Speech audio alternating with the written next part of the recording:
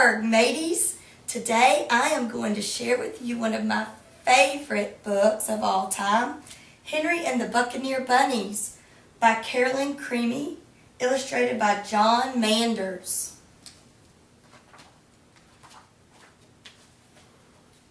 Cruising the seven seas on a crickety old ship called the Salty Carrot sailed a wild, rowdy band of buccaneer bunnies. They were bad bunnies, all right. When pirates on other ships saw their long, floppy ears and their fluffy white tails, they shook with fear. There's the big ship. The captain of the Salty Carrot was Barnacle Blackear, the baddest bunny brute of all time. Blackear was proud of his wooden paw, his golden earring, and his mean reputation. What Blackear was not proud of was his son Henry. Instead of performing his proper pirating duties, Henry was more interested in reading the books that the buccaneers stole from the ships. See, he's getting mad because he's reading. Doesn't like it. "Shout, shiver me timbers," Blackear ordered. "I'd rather finish this chapter," said Henry. "Make this prisoner walk the plank." "Can't I just read about it?" said Henry. "Find yourself a parrot for your shoulder." "First I need to read up on parrot care," said Henry.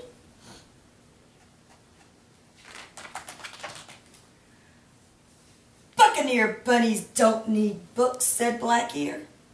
"Toss them overboard," he yelled to the other bunnies. "No way," cried Henry. "Let me just finish them first." "Avast," cried Blackear. "Swab the decks until you come to your senses." See, he's going to make them throw all the books overboard.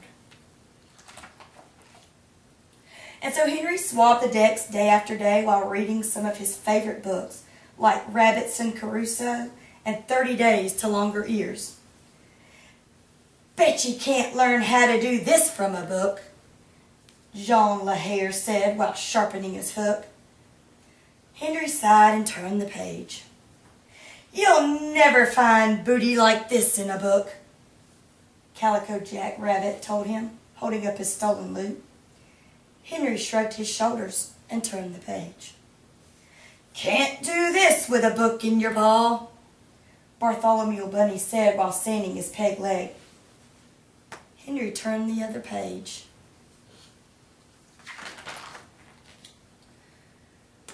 As much as he loved his books, Henry was a lonely buccaneer bunny, if ever there was one. Then one morning he looked up at the red sky and wiggled his little pink nose. He heard the parrot squawk and saw fish jumping out of the water. "If my books on meteorology are correct, those signs mean a big storm is heading this way," he thought. Can you see the big storm coming? Henry tried telling Jean Lahaire about the upcoming storm. "Excuse me, but I believe a storm is coming," Henry said. But Jean was too busy polishing his pieces of eight. "Go back to your books, Henry." He tried telling Calico Jack Rabbit. "I'm pretty sure a storm is on its way," Henry said. But Calico Jack was too busy admiring his tattoo of a cabbage. "Don't bother me now, Henry."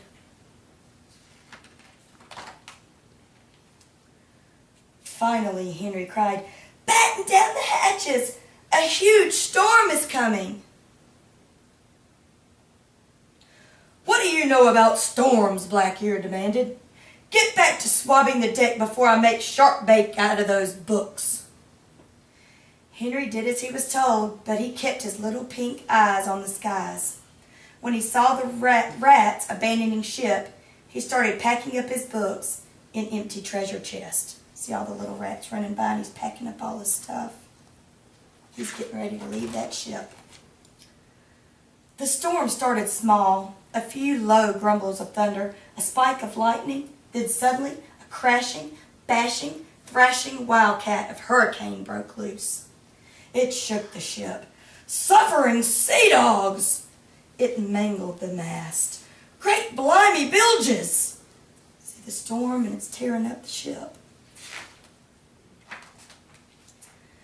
It slashed the sails, damaged the decks, and ripped up the rickety old salty carrot.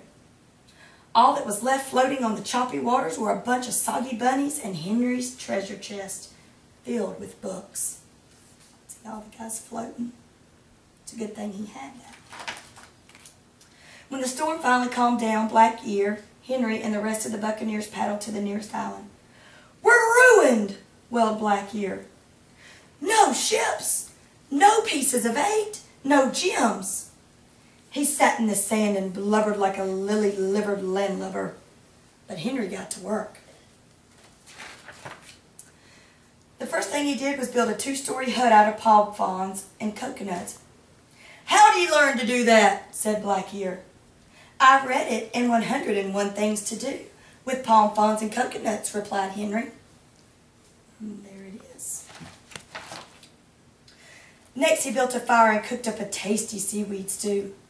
"Blimey," said the hungry bunnies. "Where did you learn to do that?" "I found the recipe in Quick and Easy Meals for Maroon Pirates," said Henry. Then he made them all fetching garments from the bits and pieces he had salvaged from the wreck. "We look like gentle bunnies, we do. What swank swashbucklers we are." "Arr, and it's all from them land-loving books," said Black Ear, shaking his head. Henry taught Black Ear and the Buccaneer bunnies all kinds of useful things, like how to plant carrots, make the best sandcastles, and build boats out of palm fronds.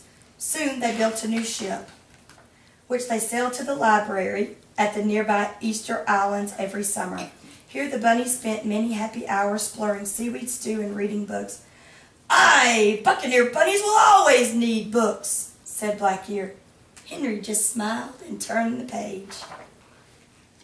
That was it. Does anybody have any questions?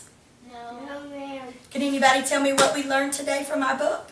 That books help us learn things. Books help us learn. And they're what? They're fun. They're fun. They're fun. They are. All right. This is my audience. Everybody turn around and wave. Brooks, wave.